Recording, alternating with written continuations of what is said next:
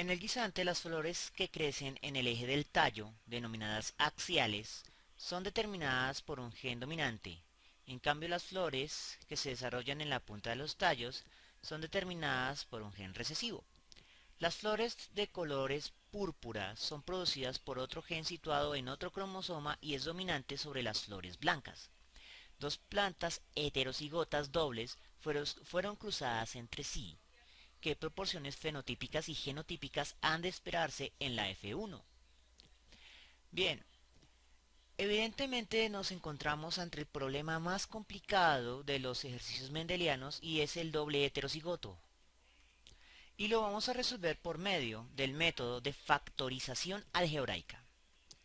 Entonces, con el método de factorización algebraica podemos ver adicionalmente de forma muy patente las leyes mendelianas. Entonces, por ejemplo, aquí debemos ejecutar la ley de distribución independiente, la cual nos dice que los dos genes se van a comportar o distribuir independientemente, lo cual en el modelo matemático literalmente es trabajarlos independientemente como si fueran dos monohíbridos separados.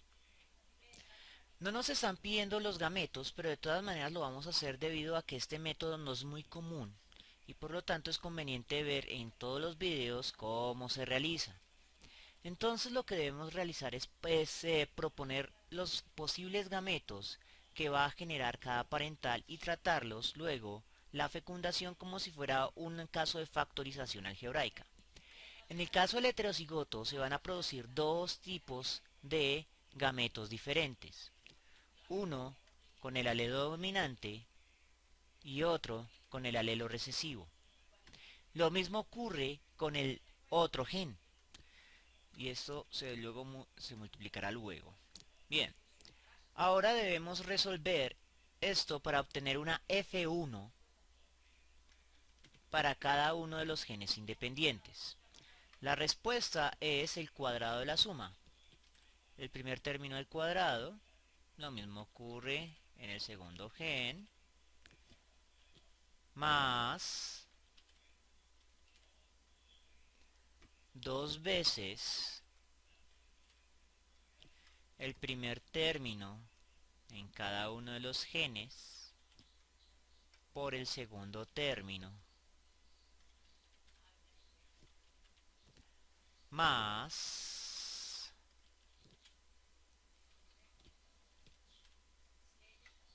el segundo término al cuadrado.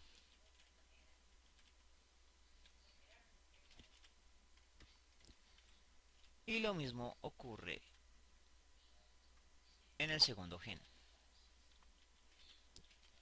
Y se supone que todo esto debe multiplicarse para obtener los genotipos esperados. Vamos a realizar las multiplicaciones en columna para obtener directamente las respuestas. Entonces, hay que multiplicar y el orden va a ser el siguiente. Vamos a multiplicar el término, uno de los términos de B, por todos los términos de A. Y luego, cuando completamos esos tres, vamos a tomar el segundo término de B y multiplicarlo por los tres términos de A. Y así sucesivamente hasta obtener los 9 genotipos.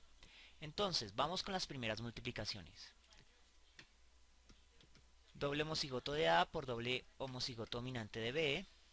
Y hemos obtenido el primer genotipo de la F1. Vamos a denominar los genotipos, por cierto. Genotipos.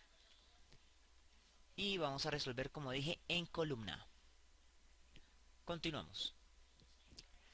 Dos veces A dominante por A recesivo multiplicado por el homocigoto dominante de B y repetimos el proceso con la última multiplicación para el primer término de B. Ahora vamos con el segundo término de B. Entonces, primer término de A por primer término de B y el 2 lo debemos colocar a la izquierda, lo cual nos permite obtener el genotipo de A.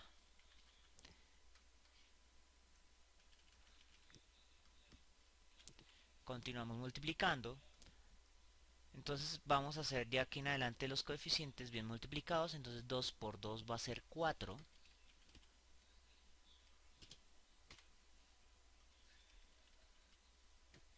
Del heterocigoto de A por el heterocigoto de B.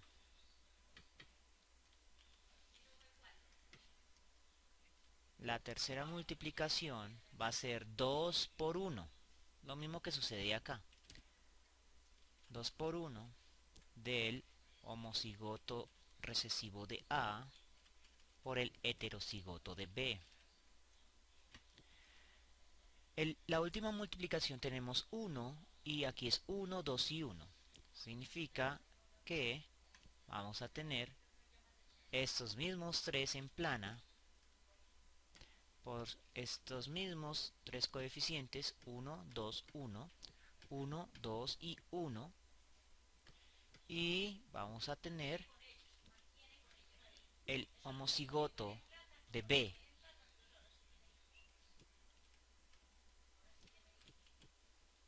Y con esto hemos armado la columna de genotipos. Hemos obtenido directamente los 9 genotipos. Ahora simplemente es obtener las proporciones que ya tenemos. Simplemente es mirar los coeficientes. Si no hay coeficiente, significa que el coeficiente es 1.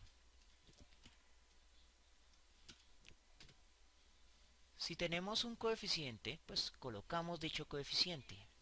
Y así vamos obteniendo las proporciones de forma directa. Y el último vuelve a ser 1, 2 y 1. Bien, ya hemos hecho la parte más complicada de obtener los 9 genotipos con sus proporciones. Ahora, lo que nos resta es obtener los fenotipos. Para obtener los fenotipos, podemos o buscarlos de la tabla o hacer nuevamente tratar los dos genes como si fueran dos problemas independientes y luego multiplicarlos. Vamos a hacer ese segundo procedimiento. Entonces vamos a tener dominante más recesivo. Vamos a emplear una R minúscula para resaltar esa naturaleza recesiva.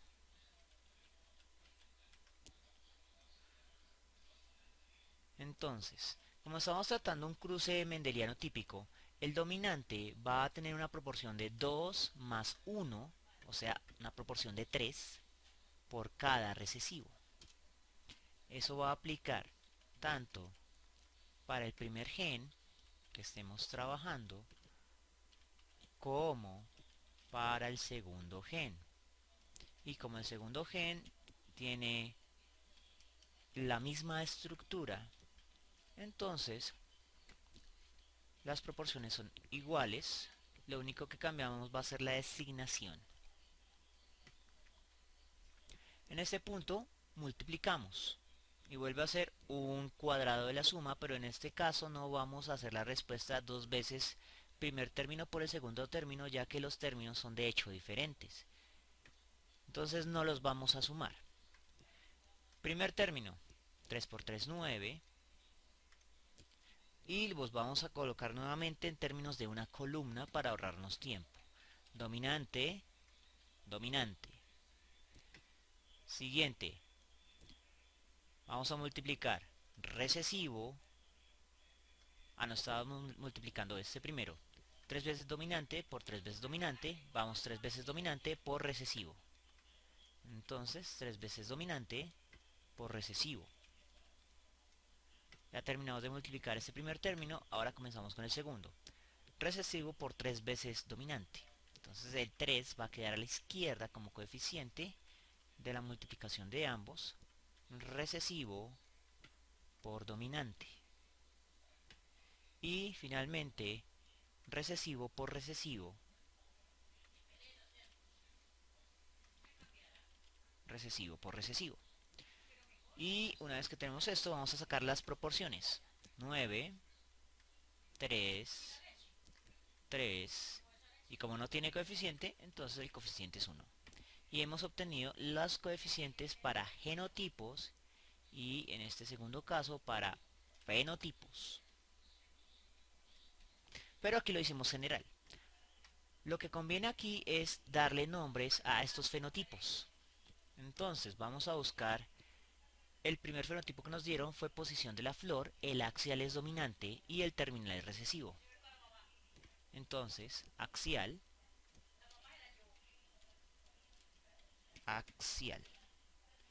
dominante. Entonces todo eso refiere a la flor, posición de la flor axial. Y vamos a buscar siempre que esté ese dominante. Y los recesivos son terminales. Terminal.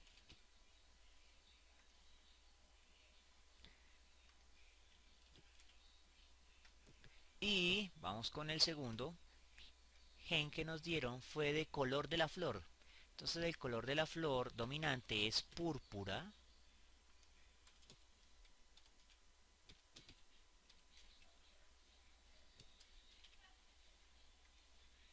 Púrpura. Púrpura. No nos queda tanto espacio. Bueno, púrpura, púrpura y el recesivo es blanca. Blanca.